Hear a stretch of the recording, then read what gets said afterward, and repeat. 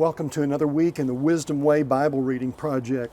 The wisdom portion of our project, slowly reading the book of Proverbs, taking the entire year 2022 to read that one book of the Bible.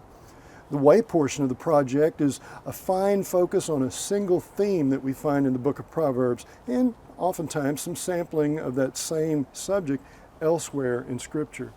This coming week, that is Saturday, May the 7th through Friday the 13th, we'll be looking at the topic of honesty, how it appears in the book of Proverbs, and some sampling of how it appears elsewhere in Scripture. Interestingly, the topic of honesty, or at least the word honest in most English translations, rarely appears in the New Testament. A simple fact. That's not to say that you can get away with not being trustworthy or truthful. It is to say the New Testament uses different words and thinks in different concepts with that thought in mind. Well, we always want our scripture reading to segue into speaking with God.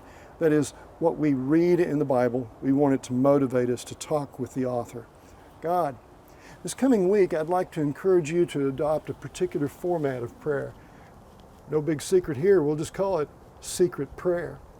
It may be helpful for you to just sit down and write a list out of the matters that you know in your heart you never talk to God about.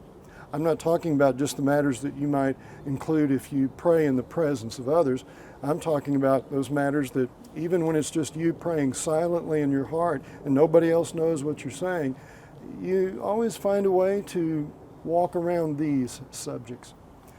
May each day's reading springboard you into contemplation on some of those very topics that you need to be totally transparent with God about. It may be helpful to write that prayer down. And you may even want to destroy the paper after you do so.